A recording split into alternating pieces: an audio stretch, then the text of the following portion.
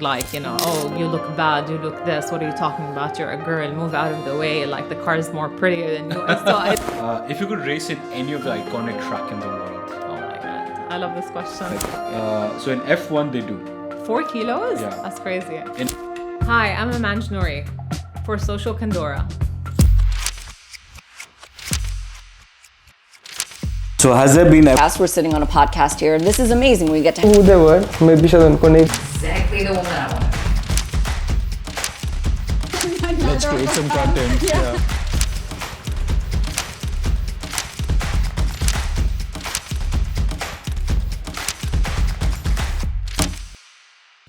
Hey guys, hello and welcome to yet another exciting episode of our season 2 for the Influencer Podcast. Amanj, thank you so much for joining us for Thank the you show. for having me. Amanj is one of those content creators who've crafted a niche for herself, and at the age of 17 she started racing, and she was born in Saudi. No, sorry, England. She was born in Yeah. she was born in England. She lived in Saudi, and then now she's in Dubai with a lot of racing heritage and a lot of niche for content which she produces. One of those few women in the space that understand cars and that come from a heritage of automotive as well. So thank you so much for having. Thank you for having me. Absolute pleasure. And we were just speaking off camera about a few things and how you got started and Yeah. everything else. How did the racing heritage? How did you start getting into races at a tender age of 17? Yeah, so it was obviously it was always going to be strictly illegal at the time because I was much younger. But I was blessed to be able to get like my driving license at the age of 17, not even 18. So that's something that not a lot of people know about me. I would say getting into racing was because of the circle of friends that I had at the time. But the car culture started at the like really young age of like 4 years old, and it was all thanks to my dad. He kind of brought that passion into me from my childhood. So I grew up trying to understand car culture, cars. I went to like car showrooms with him when I was like growing up as a child. And then obviously the circle of friends that I had when I was a teenager were quite a bit older, and they were really into the car scene. So the first ever time I like went to track, it was like a track in Quwain, and I got behind a 350Z, and I just like, I blasted off my experience. And I remember I came off track and everyone there was just like, you don't seem like a newbie, like you seem like you had some sort of passion or skill, and it just kind of honed itself from there. I started to go more than once on the weekends. I wasn't officially trained, I would say, but I fell in that space where it became more competition friendly, I would say. Nothing on a real competitive level. I wish I did, but I didn't take that course into life. And and then after that, it was just I would take it upon myself to do it as a hobby, as a passion. I would then go to like Dubai Autodrome to have like some friendly laps when they have open days. I did the same when Marina Circuit came about like many years ago. And and then it just kind of took off from there. And then whenever I have the opportunity to do so, I'm like at track. The 350Z is a great car to be learning to track all around as well. How did content creation, because when you look at content creation, there's a lot of people have different styles of doing it. Right.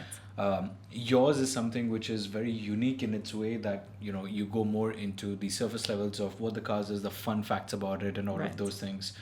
And that's the niche that you're in. Now, automotive itself is a very, technical and a very specific way that it works around. So how does your content strategy work in terms of creating content that your audience is going to love, that going to do that as well? How does that whole process go in your mind when you start off? So I think when it first came about, like it was a lovely push from like friends and family who told me to kind of bring out that passion that I had for, the car industry or the car culture. And when I first went about, it was more about attracting the love of cars with what the cars are and the different types of cars out there and the car culture by itself. I mean, a lot of us know that like, driving is a style. What you experience and what you feel when you're driving is something also very kind of sacred or personal to someone. So I took that angle where it's like I didn't want to get into the nitty-gritty of what a car can do for you from a technical perspective, but I wanted people to feel that sense of joy that they had, driving, the experience, so that when they pass through my profile or they follow me for a reason, it's kind of showing that lifestyle element rather than, understanding the mechanics and the technical of everything. Because I leave that to like the super professionals. The super professionals, yeah, that's true. If you could race in any of the iconic track in the world. Oh my God, I love this question. Which one is that going to be, and which car are we going to be driving? Silverstone in the UK, definitely. And what car would it be? Probably a 720S McLaren. Not a GT3? Oh my God, I'd leave that for my fiance, not me. Okay. Yeah, he's into Porsches. Oh, okay. Yeah. Perfect. And we were just speaking as well about how that creative niche comes across as well. When as a content creator, you go out, there are always a certain group of people who will always disagree with anything that you say. Yeah. You could literally be there and be like, oh, this table is white. They'll be like, nah, this table is black. You don't know, blah, blah, it's blah. ivory, it's not white, yeah. Yeah. It's off-white, it's gray, whatever. Yeah.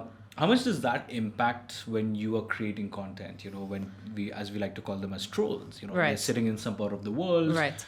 They see a young, confident woman that's talking about cars and they don't like it, and then they give like negative comments. How do you handle those comments, and how much does that impact you when you craft your future content? And does that help you in any way to be a better person or like be a better reviewer in that as well? How does that journey look like? I mean, it was definitely, still is actually a challenge. It was more of a challenge, I would say, 10 years ago when I kind of first started. It's not that easy to be a person who's passionate and interested in a very kind of male-dominated world, and especially in the Arab world. I had a lot of, obviously, backlash, hate.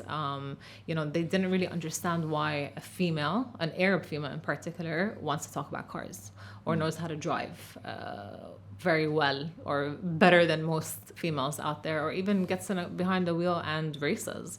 So for me, I took that upon me to kind of, not really kind of like, put it in the back of my head and understand that I have a message to bring out there. So I think it was just kind of believing that message will power through eventually, whether after a year, 2, keep going with solid content, kind of bring out that passion that I had throughout the years for people to understand that even if I am a female, it's still okay for me to talk about it, and it's still okay for me to showcase the world the kind of passion and hobby that I have, that you can do, and that I can still do it. And that by itself has led to a lot of other females, whether young or even much older than me, to, come through my platform, tell me thank you for actually being someone who actually talks about the car culture, shares her experiences, isn't afraid to talk about a car like how, like a man would talk about a car. So for me, those trolls are always going to be there, whether it's in the automotive industry or not.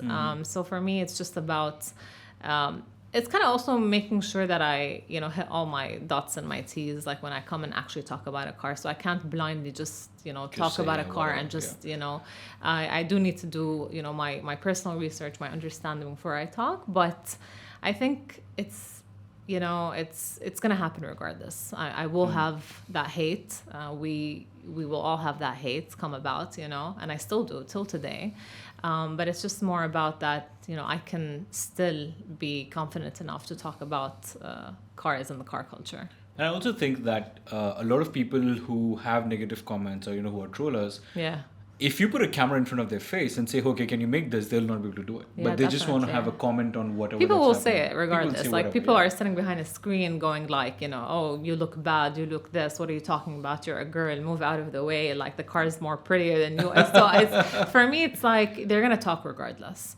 So, but I do know that if I bring that person to come stand in front of a camera, talk about something that they're very passionate about, they won't be able to do it. True. What was the first brand, because I know you do a lot of reviews for cars as well. What was the first brand that you reviewed, and how did that journey go through? So the first car that I reviewed like professionally, like on the platform, I think if I'm not mistaken, I think it was a Nissan. It was a Nissan car. Yeah. Yeah. It was a Nissan car. I don't remember what it was right now, but it was Nissan. Nice. Yeah. So did you like, because a lot of people when they do the first approach, they're like, oh hi, I'm a car vlogger. Can I have this car for review? And they're so skeptical or scared like how it works around. When you were doing that, did it ever cross your mind that this small step here is going to really make me who I am today? Or do you think that was just... I didn't really honestly think I was going to get to where I was today and like to be able to like go to like the coolest car launches. I had a press trip with MG last year in Jordan. Being able to like see all these like cool cars come about. I really didn't think it was going to lead to where it is today. But I remember back at the time when I first started, it felt a bit surreal because it felt like that real passion that I've been like honing for a really long time is finally paying off. So, I mean, and for me, Nissan was very special because I come from a very kind of Nissan family. Cars like my dad, my mom, my uncle. I even personally have a Nissan until today. So when they approached me, it was a really special moment for me. Yeah.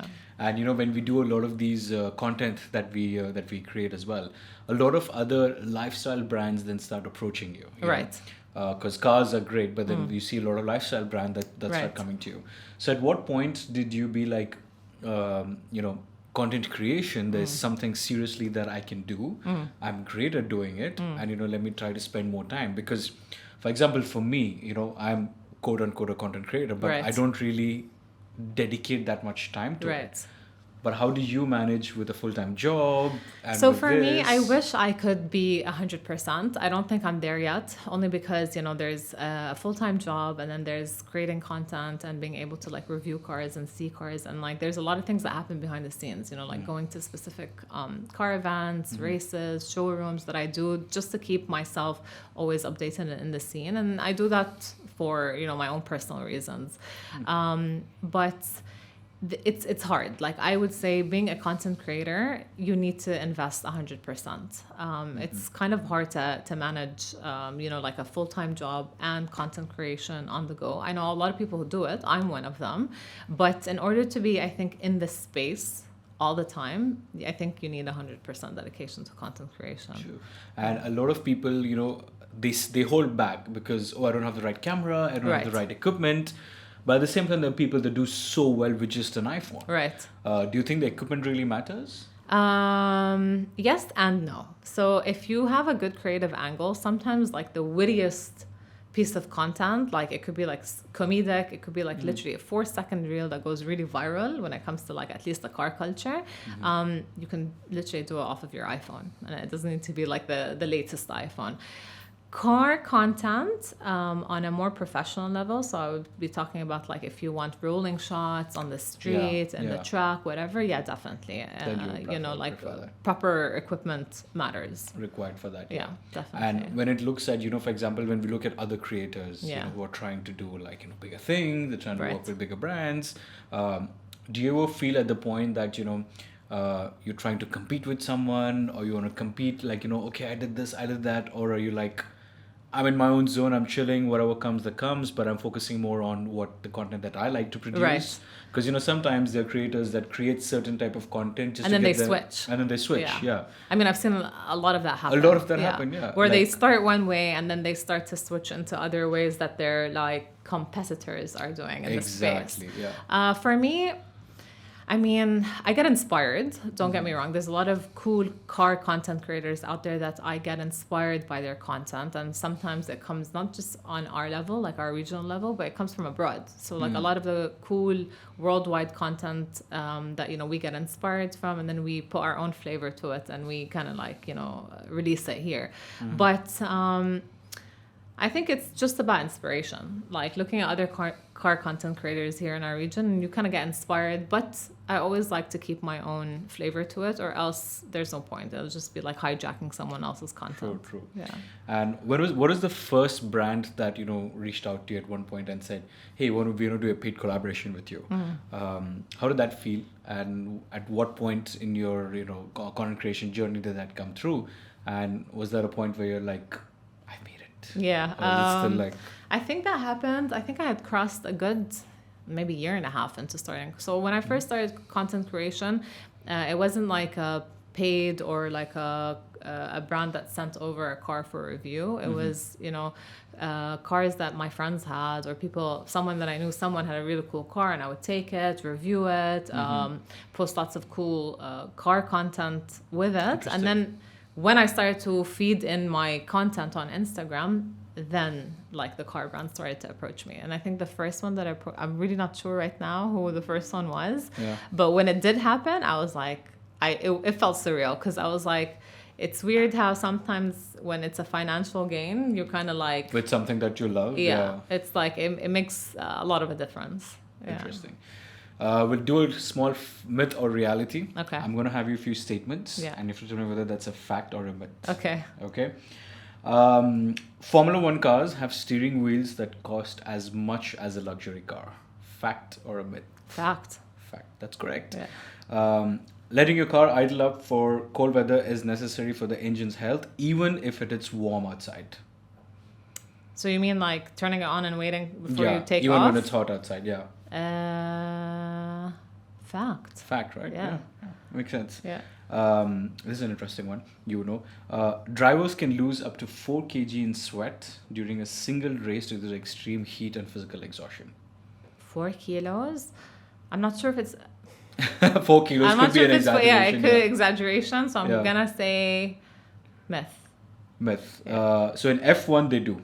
4 kilos? Yeah. That's crazy. In F1. I know that they lose a lot races. of... I know that that's why they get... No, that's why like when the race is finished, you'll notice they step on a scale. To measure them. To measure. Yeah. So I know it is, but I just didn't know it was 4 kilos. Yeah. That's pretty weird as well. Yeah. Most of the times, when people, and it also comes to cultures and how they do it, a lot of times we notice that people, they get so attached to their cars in a lot of different ways that it kind of is very difficult for a non-car person to understand. Yeah, I agree. Like, when we were talking about, getting the car idle up to a temperature, I have this, people, when I say it out, it's going to sound really crazy, but when I start my car up in the morning, I'm literally like, hey, you okay? Yeah. All good? Are you ready? Yeah. I do that when she's she needs to be gassed up. Yeah. So I'm just like, I know you're thirsty. Like we're on our way to the station. Don't worry. We talk to the cars, right? Yeah, it's true though. I mean, people think that's weird, but I mean, people talk to plants. Exactly. You talk to your pets. Pets, yeah. You know what I mean? You talk to your friends. But so a car is the same thing, and I think it means a bit more, or it means a lot more to people who are car enthusiasts. Yes, exactly. And they take it really personally, And for example, if someone God forbid hits the car, you're like, oh shit, are you okay? Yeah, and people are like, dude, why are you talking to your car? It just comes from within because we're so attached to it as well. Yeah. Do you face? I'm sure you face situations like that, but don't your friends be like? I know you're taking it a bit too seriously, right? Yeah. I mean, I've had that, but the good thing is 80% of the people around me are the same. So. Oh, okay. So it's a good way as well. Yeah. So the 20% will always be like, "What are you doing?" And I'm just like, "It is what it is. This is the culture." Yeah. If you had to choose between, having a car that's extremely good on performance, but not as good as features or looks, would you rather have that, or would you rather have a car that is a good-looking car, but not that great in performance for your daily driving? Yeah. The first one, yeah, definitely. And performance. I mean, I say that because I am a proud owner of a 2007 350Z. So nice. Yeah. Any mods on the car? I've seen some pictures of your car. No mods. But soon, inshallah. It's a project in working, hopefully. Very nice. Very nice. Let's move to a this or that. Okay, I give you 2 options. Yeah. And then you can choose which one. Okay. Would you rather do a street circuit or would you rather do a road course? Ooh. Street circuit. Street circuit? Yeah. More challenging, Yeah, I think. Yeah. of course. When racing, do you rather prefer having slick tires or would you rather have like wet tires? Ooh. And this is something which, we struggle with as well.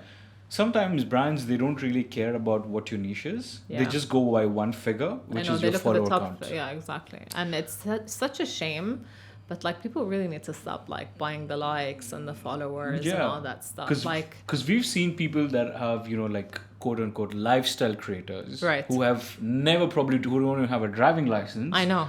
But they get invited to a car launch. I know. They make videos where they're not even sitting inside the car. I know. But it has like so many views. I know. And the brand is like, oh, you're an automotive creator, but your reel only has, 20,000, 30,000 Yeah. views. Look at that person, they have like 1 million views. Yeah. I said, yes, but those 1 million views are not going to translate into anything because the person has not even spoken anything about the car. So how does it make sense? I know. And also the people following this creator doesn't necessarily are people who are interested to buy a car or understand what the car is. They just want to see that person. Yeah, That's like it. for me, for example, a lot of the back and forth conversations that happen like with me and followers and whatever is always comparison of cars, the features of the cars, taking it one step to actually, filter the decision of which a car purchase, to buy, so like significant purchases where you do a review of a car and you get a DM, hey, I'm looking to buy the same car, do you really recommend it?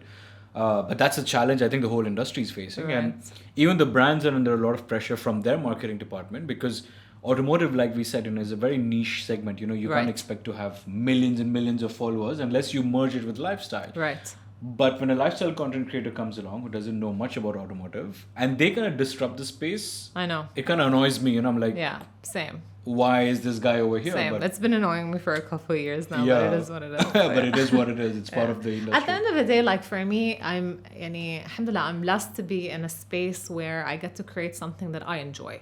I'm not in this because it's not my living. Like it's what I do because I love to do it and I love to be exposed. Even if I go to a like a car launch, I'm excited to be one of the first people to get to see a car, to be close to proximity and whatnot.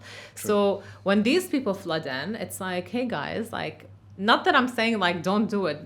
It's great that the car brands are picking up other people, not just automotive. True. But at least we have the courtesy of and plus we have our character. Like thankfully I'm quite known in the car brand scene. I might not go to all the events, all this and that, but at least people know that she does a specific niche kind of. People are aware about it. People are aware, which is great.